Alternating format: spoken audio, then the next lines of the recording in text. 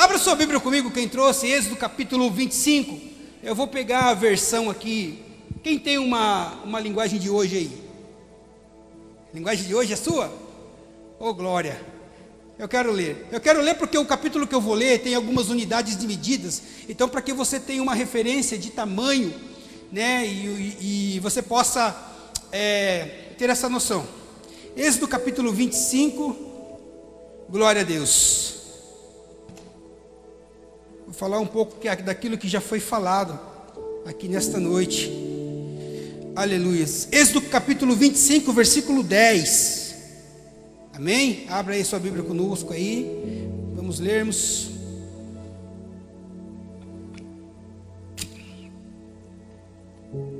A Bíblia existe algumas traduções que são diferentes, as palavras.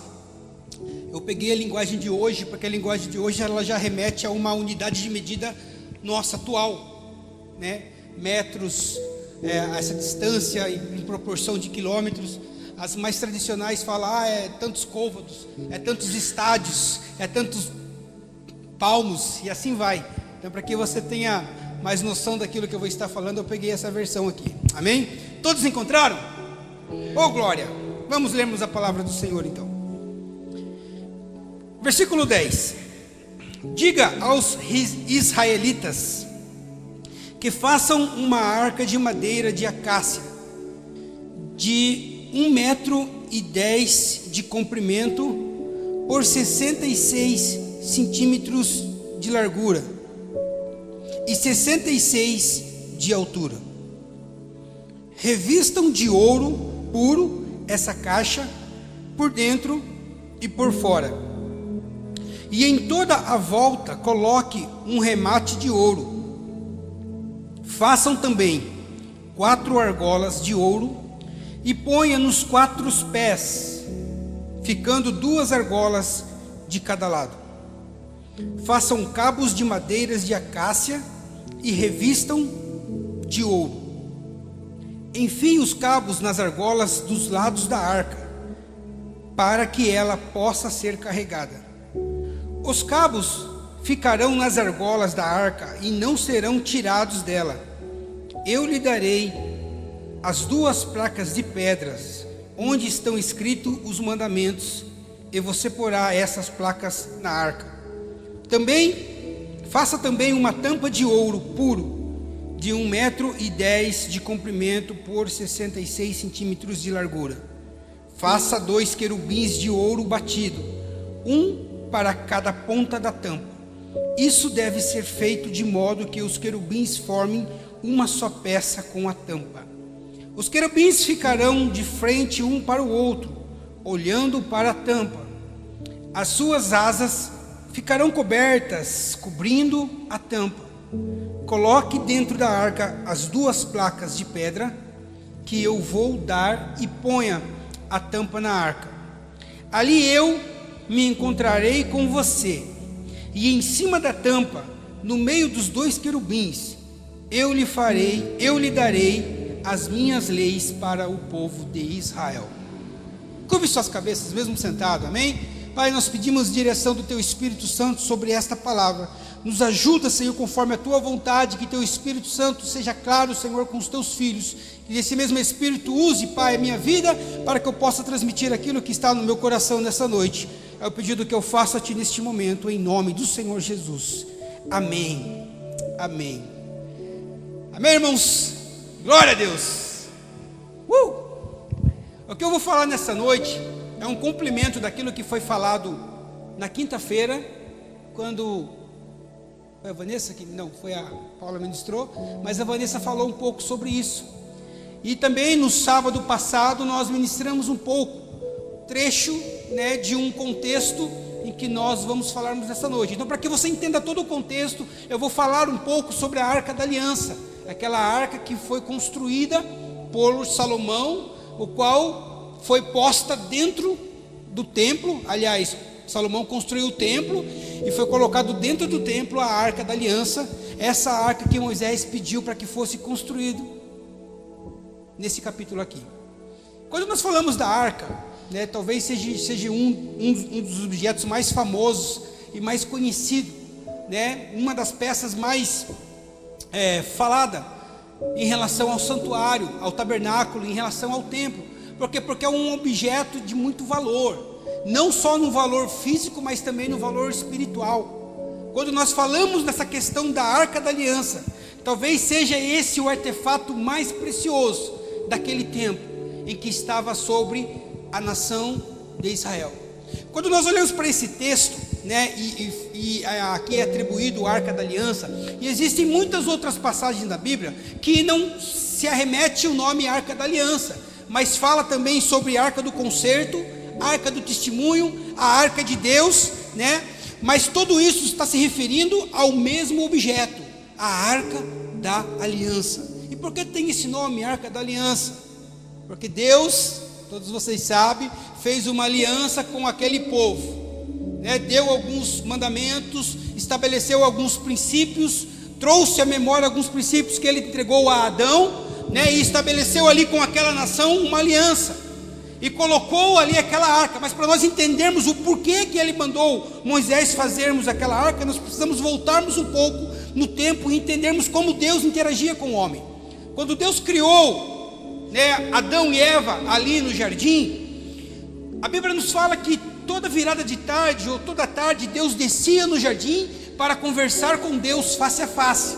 Olha que coisa, irmãos, como é muito doido isso. Você pode imaginar Deus descendo ali na presença de Adão, e trazendo a Adão conhecimento sobre as coisas que talvez Adão ainda não teria o conhecimento.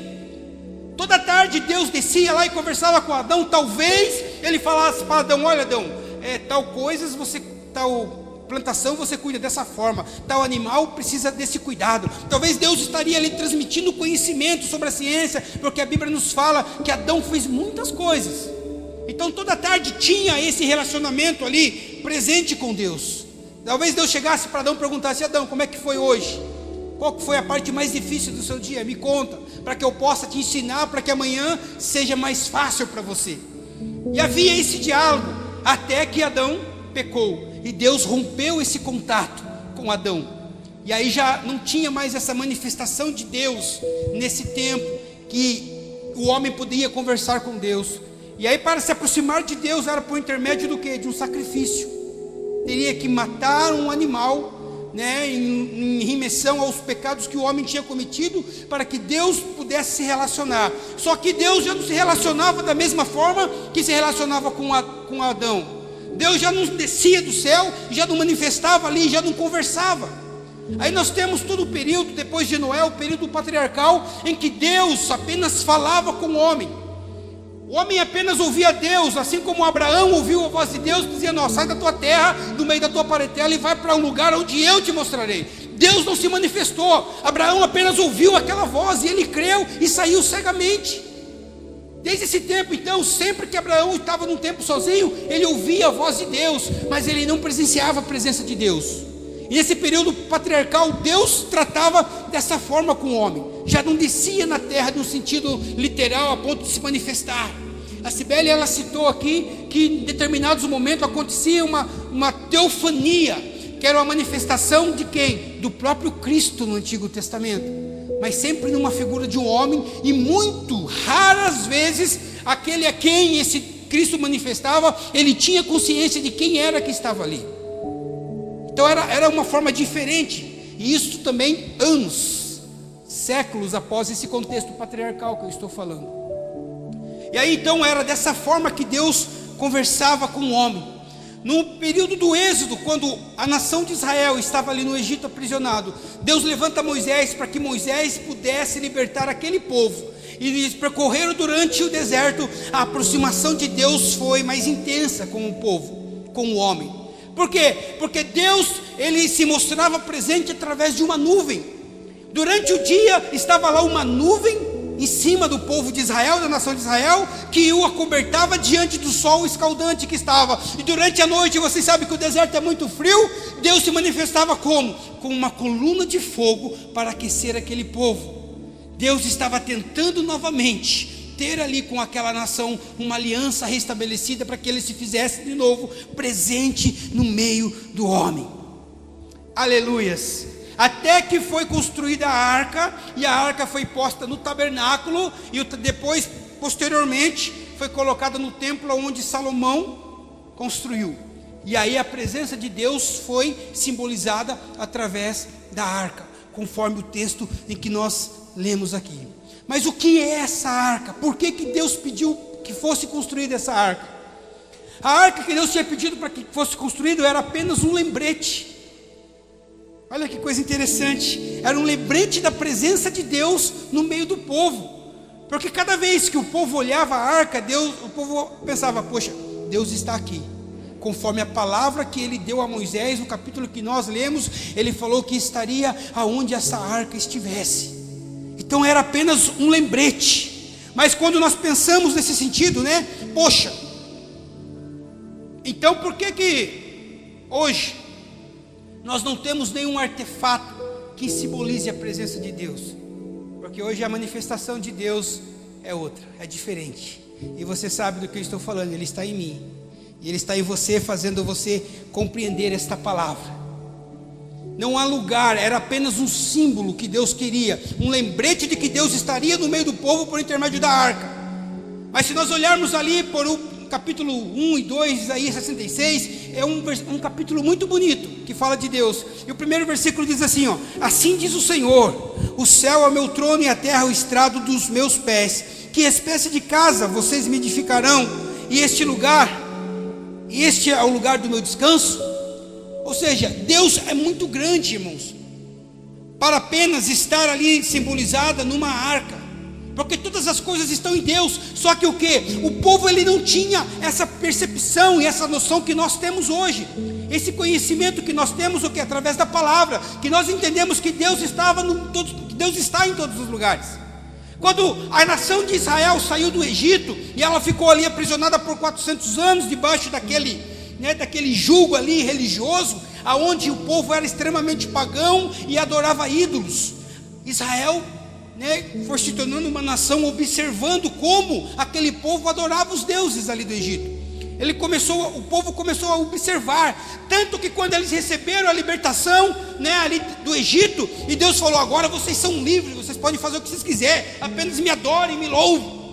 O povo ficou perdido, porque eles não tinham referência, eles não tinham entendimento. Talvez Moisés, Arão e os mais chegados dos levitas ali tinham percepção do que era adoração, mas o povo não tinha. Então eles ficavam perdidos e não sabiam quem adorar e como adorar. A ponto de quando Moisés estava no monte, 40 dias orando no monte, o povo desesperado, achando que Moisés tinha morrido, o que ele fez? Chegaram a Arão e pediram para que Arão construísse um bezerro de ouro, para que eles pudessem adorar o bezerro de ouro. Porque era a única referência que eles tinham de adoração era essa. Eles olhavam para o Egito, todos os deuses do Egito tinham uma fisionomia animal. E aí também o que eles induziram? Poxa, quando nós fomos libertos, Deus pediu para que nós matássemos um bezerro e passasse nos umbrais das portas, para que a morte não chegasse nos nossos primogênitos. Talvez eles tivessem associado, então talvez nosso Deus seja parecido com um bezerro.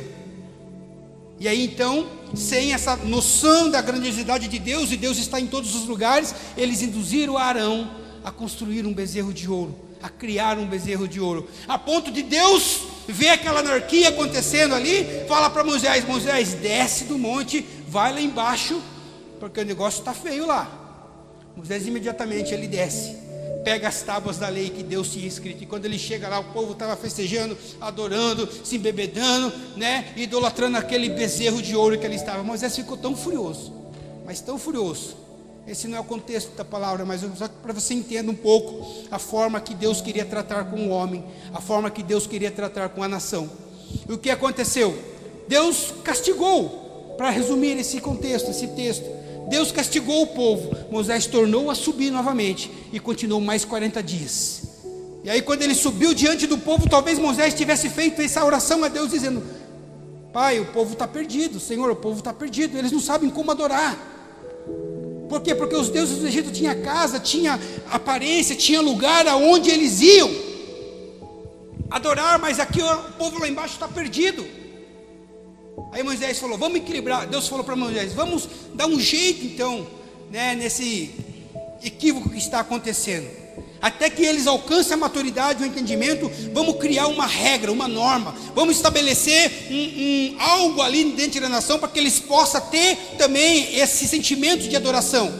E aí nesse capítulo 25 que Deus fala para que Moisés construa um tabernáculo, um lugar aonde o povo iria adorar Deus. Um lugar que depois Davi entendeu e projetou ali um templo, e Salomão edificou uma casa. Um lugar onde nós estamos reunidos nessa noite, que é um lugar de adoração. Aleluia! Você está num lugar em que Deus estabeleceu para que nós estivéssemos para o quê? Para agradecer, para adorar, para cantar. Irmão, por isso, glorifique a Deus. Aleluia, adore o Senhor. Olha que Deus proporcionou. E aí Deus dá a Moisés algumas diretrizes para que o povo pudesse ali então ser adorador. Deus pede para que Moisés construísse um tabernáculo. E Deus pediu para que Moisés construísse uma arca. Essa arca que nós lemos, para quê? Para que o povo tivesse um lembrete, uma referência de que Deus estava ali. Que a partir do momento em que as pessoas passassem diante daquela arca, diante daquela tenda, porque a arca ficava numa tenda, elas pudessem ver, o Deus Todo-Poderoso está ali. Então eles tinham uma referência de adoração. Quando eles iam adorar e cultuar a Deus, eles iam diante daquela arca. Eles não cultuavam a arca, cultuavam a soberania e a presença de Deus. É diferente. Aleluias. Então entenda isso. Mas existe algo que estava posta dentro daquela arca, porque não era somente uma arca vazia, conforme nós lemos nessa palavra. No decorrer da história foram colocados ali dentro, quem sabe, levante a mão, aleluia, se ninguém sabe, foi colocado ali dentro as 10 tábuas, as 2 tábuas da lei, contendo os 10 mandamentos. Aquele que Moisés escreveu lá no monte, porque a primeira vez Deus escreveu. Quando Moisés desceu, viu o povo adorando aquele bezerro, ele ficou tão bravo que quebrou as tábuas. Subiu de novo para conversar com Deus, e Deus falou: olha, vai ter que escrever de novo, só que agora não vai ser eu, você vai escrever. Aí Moisés teve que escrever, que são os 10 mandamentos. E essas tábuas foram colocadas dentro da arca, simbolizando o quê? As leis de Deus. Quando eles olhassem aquela arca, eles arremetiam aos 10 mandamentos e entendiam que tinha que seguir uma regra, uma norma, teria que estar debaixo de um mandamento de Deus. Mas também foi colocada dentro daquela arca um outro símbolo, que era o quê? Um pouco do manã, aquele que caiu do céu durante o deserto, que estava dentro de um vaso, que foi colocado dentro da arca também, porque além de eles olharem a arca, verem que Deus estava presente, eles entendiam que eles tinham que guardar as leis do mandamento, mas também eles entendiam que ali havia a provisão de Deus, que Deus é o Deus da provisão. Mas existia também outro artefato dentro daquela arca. Aleluias, o que era? A vara de Arão. A vara de Arão que floresceu. E é um texto muito bonito, eu não lembro onde está escrito, está em Números 20 ou 24, eu não sei. Que ali, quando o povo se rebelou contra Moisés, porque Deus tinha escolhido Arão para ser sumo sacerdote. E aí o povo se rebelou contra Moisés, dizendo o quê? Ó Deus, você escolheu ele porque ele é o seu irmão, não é justo. Então teve todos uns trâmites ali. Não vou contar a história para que você possa ler depois. E nesse contexto todo, Arão tinha uma vara, ficou lá no outro dia, a vara de Arão floresceu. E foi posta essa vara de Arão florescida dentro da arca da aliança. Sabe o que? Como um aviso de rebeldia. Porque é daquele que se rebelar contra o Senhor. Irmãos, foram mortos muitos nessa ocasião em que a vara de Arão floresceu. Números 24, eu acredito que esteja lá, depois você lê. Mas eu só citei esses 3 itens para que você memorize bem o que estava dentro. Aviso contra a rebeldia, a provisão de Deus e as leis e os mandamentos de Deus. Amém? Até aqui? Glória a Deus. Existia dentro da tribo de Levi, só que, olha, hoje é mais um entendimento, um ensinamento para que você expanda a sua mente e você possa ter a curiosidade de aprender mais. Existia dentro da tribo de Levi, a tribo que era separada para cuidar das coisas do tabernáculo e do templo, 3 grupos distintos que faziam funções diferentes. Eram os gersonitas, eram os coatitas e os meraritas. 3 grupos que eram designados ali, né, de Levi, com funções diferentes. Porque aí quando a gente atribui levita, nós achamos que o levita podia fazer qualquer coisa no templo. Não, tinha as funções específicas. Os coatitas, por exemplo, eles eram responsáveis por transportar os utensílios sagrados de dentro do templo, inclusive a arca. Só que algo interessante que Deus pediu para que eles fizessem é que eles não pudessem tocar naqueles objetos. Aliás, eles não poderiam nem ver aqueles objetos. Olha o que Deus falou para Moisés, dizendo bem assim: olha, quando vocês forem levantar acampamento, eu quero que Arão e seus filhos entrem lá, cubram todos os utensílios sagrados, pegue um pano de couro e cubra a arca, depois você pega um tecido azul e passa por cima, para que ninguém veja essa arca, só então de tiver coberta, aí vocês pedem para que os coatitas entrem e transportem. Irmãos, esse era o nível de santidade de Deus, de preservar a santidade daquilo que Ele era, as coisas santas. Os outros, por mais que fossem levitas, eles não poderiam transportar aquilo ali, porque existiam pessoas designadas a funções específicas. Aleluias. Entenda uma coisa, irmãos, quando Deus nos chama para a obra, existem funções específicas para as nossas vidas. Às vezes nós estamos patinando num ministério que Deus não nos quer. Estou falando de ministério pessoal, não estou falando de igreja. Deus nos chama para determinada coisa específica e nós ficamos buscando, querendo fazer outra. E aí nós acabamos morrendo na nossa fé, porque nós não estamos na função certa. Existem pessoas que Deus requer mais. E existem pessoas que Deus quer apenas equilíbrio e entendimento para que cumpra o propósito do corpo de Cristo, que é a igreja. Os coatistas só faziam aquilo. Os gersonitas, eles transportavam, né, a parte da tenda interna. Eles só faziam aquilo. Os meraritas só transportavam as partes da tenda externa. Um não podia fazer a função do outro. Todos eram levitas, mas eles não podiam, cada um no seu quadrado. Cada um tinha que fazer aquilo que Deus designou. Entenda que Deus te colocou aonde Deus colocou, para que você faça o que Ele pediu para você fazer, e não aquilo que você quer fazer, porque não é sobre nós. Foi ministrado ontem aqui, eu ouvi, é sobre Ele, é sobre Deus. Aleluia, glória a Deus.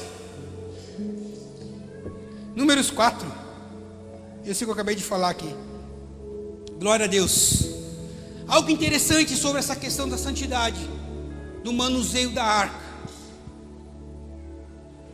Porque você conhece uma história, quando Davi foi buscar a arca, de um sujeito chamado Uzá, pelo qual morreu de tocar na arca. Tocou na arca, Deus ficou irado, matou o cara. Aí Davi viu o que tinha feito, né? Parou toda a empreitada de trazer a arca para Jerusalém, deixou. É sobre isso que a Vanessa falou, na casa de Obed-edom. O cara prosperou porque o cara tinha conhecimento do que aquilo significava, a presença de Deus. Em 6 meses o cara enriqueceu de uma forma literalmente sobrenatural. Só que ainda estava no desejo de Davi, no coração de Davi, o desejo de trazer a arca novamente para Jerusalém. E o livro de Reis narra essa história. Crônicas, no 1 Crônica, capítulo 15, também narra, a ponto da preocupação dele de ser tão grande, da arca não estar ali em Jerusalém, que ele chama os sacerdotes e levitas e fala bem assim: ó, pelo amor de Deus, consagrem-se para nós buscarmos a arca. Consagrem-se. Pediu aos sacerdotes, né, alguns, né, os sacerdotes nominais que ali estavam, que desempenhavam função específica, e pediu: olha, consagre, que nós precisamos voltar, buscar aquela arca e trazer para Jerusalém. Olha o nível de santidade que Deus requer das nossas vidas. Como nós estamos na presença de Deus hoje? Como você está diante de Deus hoje nessa igreja? Aleluias.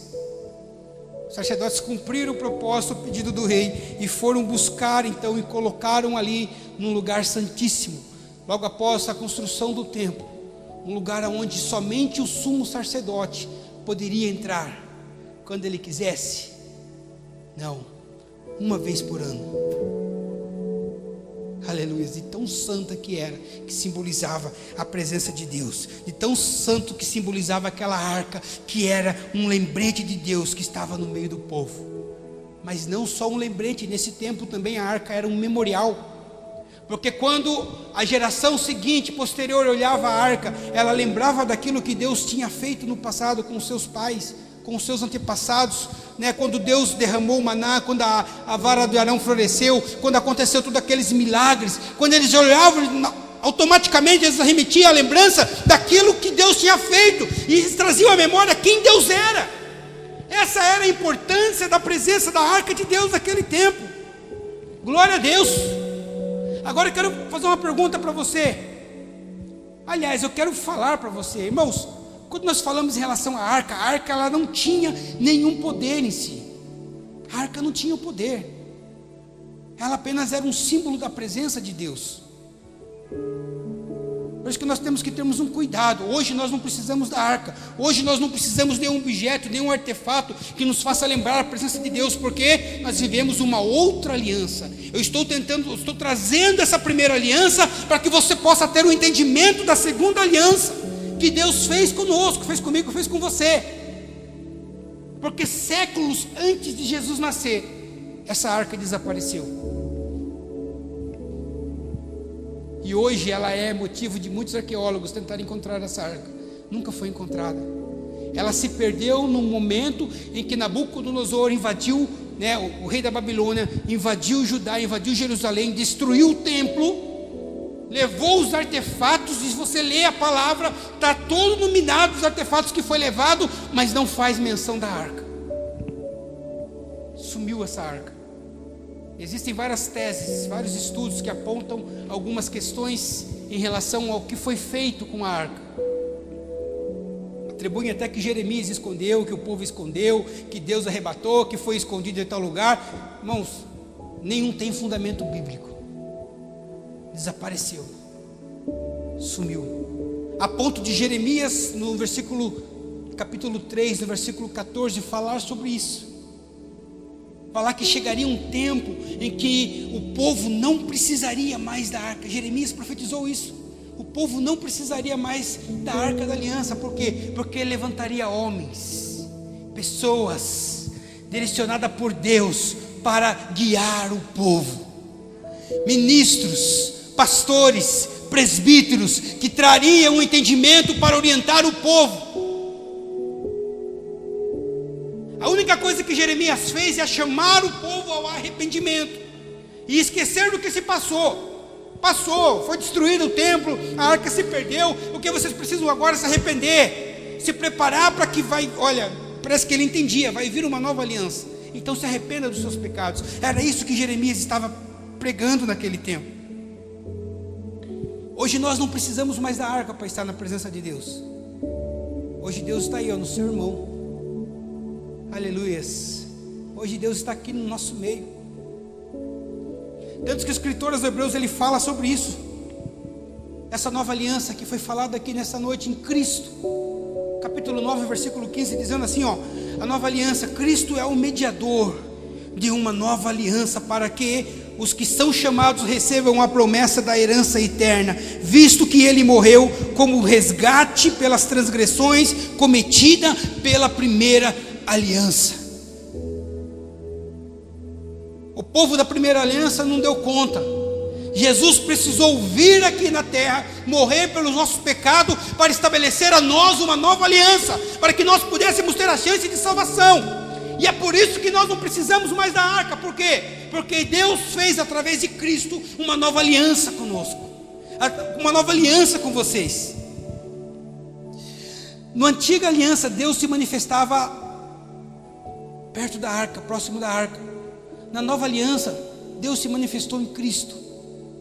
Deus se manifestou em Jesus. Aleluias. Para proporcionar hoje essa chance de salvação. Uma nova aliança estabelecida para as nossas vidas. A arca ela representava a presença de Deus na terra. Na antiga aliança. Hoje, o que representa a presença de Deus aqui? Faço essa pergunta para você. O que representa a presença de Deus nesse lugar? O que por onde anda abençoa famílias, abençoa pessoas? O que? somos eu e é você. E aí eu pergunto para você: você está correspondendo ao investimento que Jesus fez na sua vida? Você está correspondendo ao que você está representando nessa terra? A presença de Cristo, a presença de Deus. Porque hoje nós somos a arca. Você é a arca. Você simboliza a presença de Deus. Aleluias. Só que existem algumas condicionantes, porque o que estava dentro da arca? Quem lembra? Os mandamentos, o maná e a vara. Qual é o significado do que eu falei no início da mensagem? O que nós precisamos termos hoje como arca, no sentido espiritual, é ter as tábuas da lei, guardar os mandamentos e a lei dentro de nós.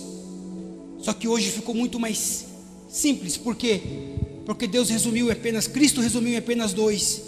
Nós, como a arca, devemos guardarmos a lei dentro de nós, que é os 2 maiores mandamentos, que é ame Deus, amar Deus sobre todas as coisas e amar o próximo como a ti mesmo.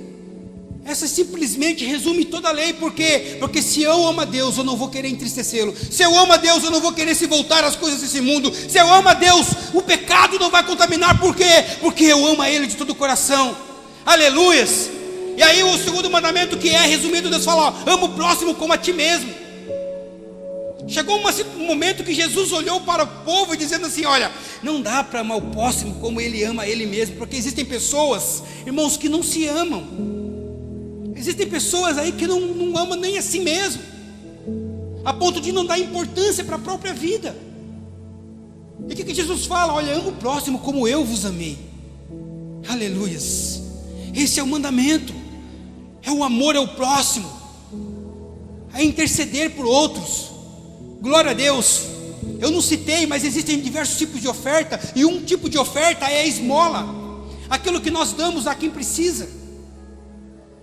Isso aí também acarreta também sobre as nossas vidas bênçãos, porque a palavra nos diz: aquele que dá ao pobre, aquele que pede, as suas orações serão ouvidas. Aquele que ouve o clamor do pobre, vamos falar de um modo direto e reto, tem as suas orações ouvidas. Aleluias. Quantas pessoas têm vindo até vocês pedir ajuda? Isso é amar os outros. Talvez chegue pessoas que chegam pedindo para você uma ajuda, R$2, como eles chegam pedindo, e aí você fica julgando a pessoa. Não, eu não vou dar dinheiro, porque se eu dar dinheiro para essa pessoa, ela vai gastar com bebida, vai gastar com droga, vai fazer o seja o que for, e a gente fica julgando. Irmãos, a palavra não fala para nós darmos para quem merece, é para quem pede. Ah, mas vai fazer isso. É para quem pede, é para quem clama. Talvez isso seja o motivo de muitas vezes as nossas orações não serem ouvidas. Não temos guardado esse segundo mandamento, que é amar o outro, porque nós julgamos que as pessoas não são merecedoras. Você é merecedor da graça de Deus? Você merece?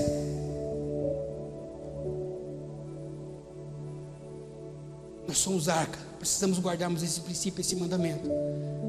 A segunda coisa que tinha dentro da arca, no sentido espiritual, que eu quero trazer para nossas vidas hoje como arca, é a provisão de Deus. Nós temos que termos a provisão de Deus para este mundo lá fora. Nós temos que sermos a resposta de Deus para aqueles que procuram algo e não encontram. Nós somos a arca. Nós carregamos a presença de Deus, um símbolo espiritual. Nós carregamos Deus. Nós precisamos termos dentro de nós os mandamentos, mas também termos em nós a provisão de Deus. Aleluias, glória a Deus. Vamos resumir aqui. Qual a outra coisa que tinha dentro da arca? A vara de Arão, que simbolizava o quê? Eu já não lembro mais, hein? Era um aviso contra a rebeldia do povo. Nós somos chamados para anunciar o Evangelho, para pregar, para chamar as pessoas ao arrependimento. Porque existem pessoas que são rebeldes e é contra aquilo que Deus quer para nossas vidas. Nós somos chamados para essas coisas. Você, como arca de Deus, você que carrega os mandamentos, as leis dentro de você, a provisão, você também precisa carregar esse aviso contra a rebeldia. Eu já citei aqui em alguma pregação passada o que diz ali em João 7,24, dizendo assim, ó: não julguei segundo a aparência, mas julgai segundo a reta justiça. Ser justo lá fora, irmãos. Nós, como carregamos a presença de Deus, nós precisamos nos indignarmos com a injustiça. É quando uma pessoa está passando fome, e nós, tendo condição, não estamos sendo justos também com aquelas pessoas. Por quê? Porque nós somos chamados para isso. É para isso que simboliza aqueles artefatos dentro da arca. E hoje, no sentido espiritual, é isso que nós temos que termos dentro de nós. Aleluia, porque nós carregamos a presença de Deus nas nossas vidas. Você precisa ter esse sentimento de justiça dentro de você. Buscai o reino de Deus e toda a sua justiça. Aleluias. Você está trazendo o que é justo nos seus ciclos de relacionamento? Você está sendo justo nos seus negócios? Você está sendo justo aonde você trabalha? Ou você está sendo justo com aqueles que são subordinados a você? Aleluias. É para isso que nós somos chamados. Não é fácil ser crente. Não é um caminho confortável, é difícil.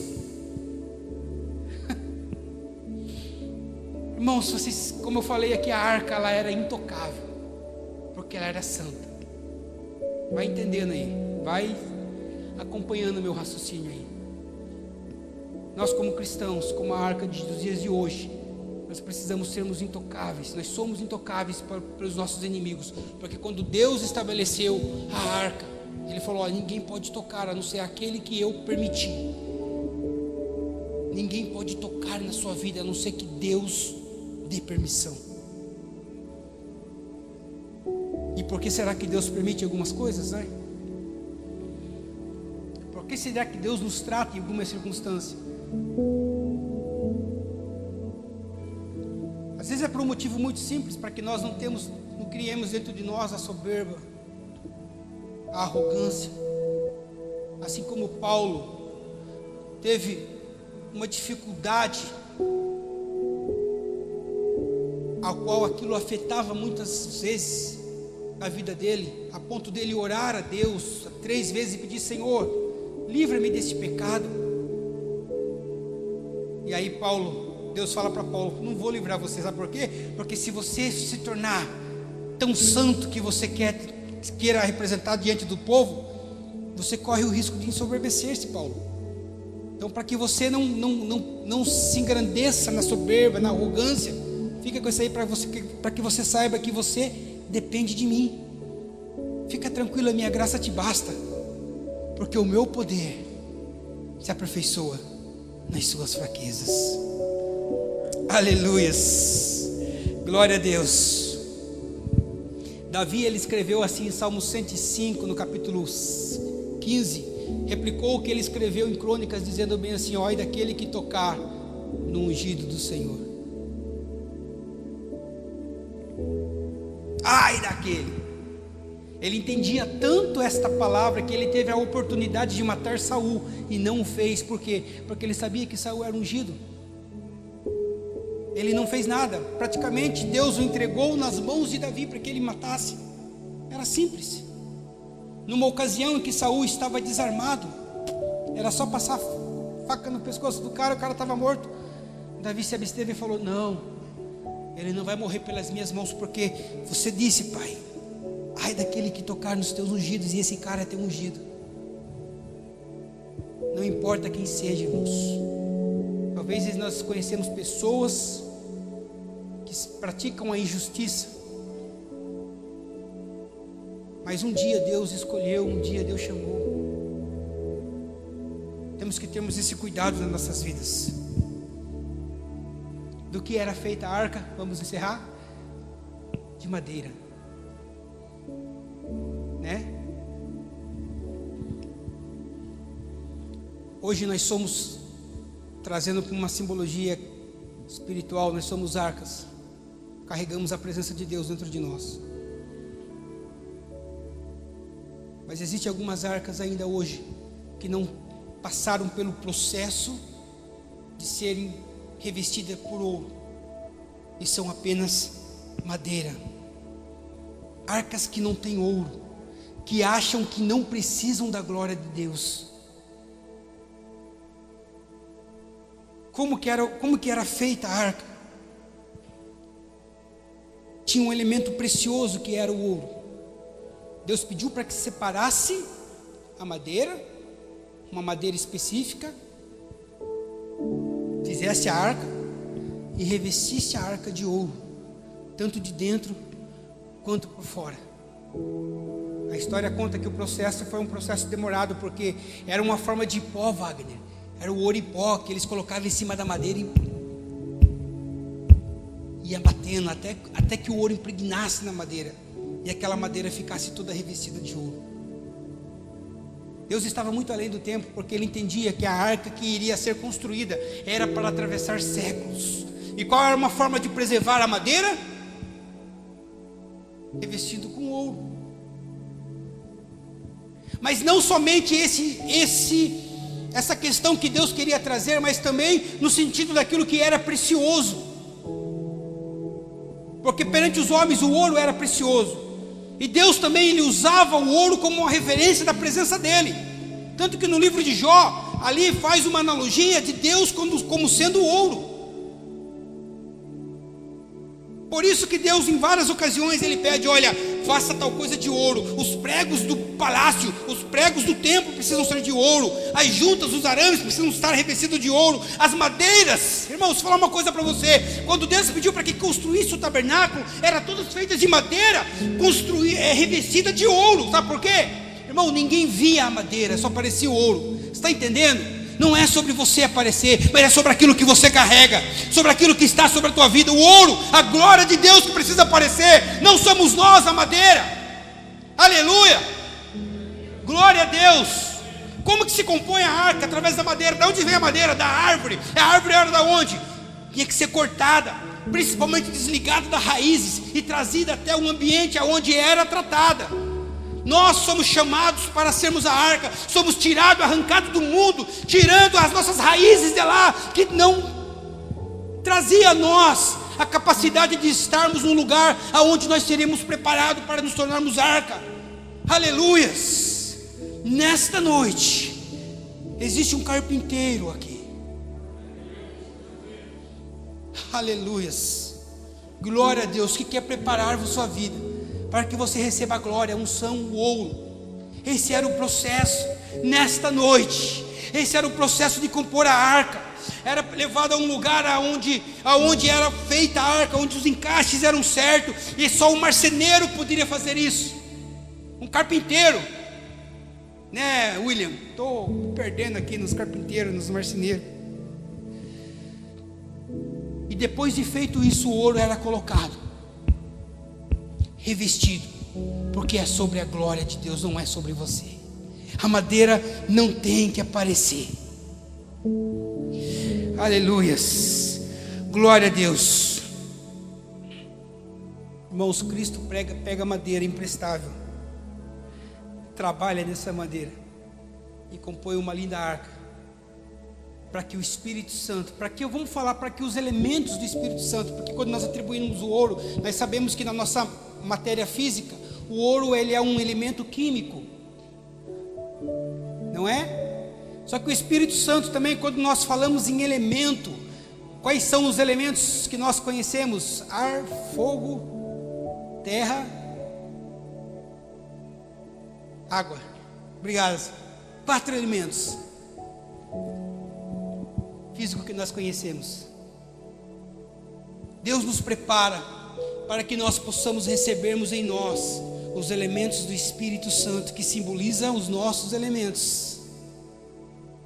Atos 2 diz bem assim, ó: cumprindo-se um dia de Pentecoste, estavam todos reunidos no mesmo lugar. De repente ouviu-se um som como de o quê? Um vento veemente e impetuoso. Aleluia, as arcas estavam prontas ali. E aí o escritor ele completa dizendo bem assim, ó: e foram vistas sobre cada um deles línguas como o quê?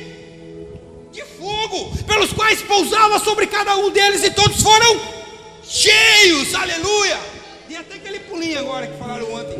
Glória a Deus!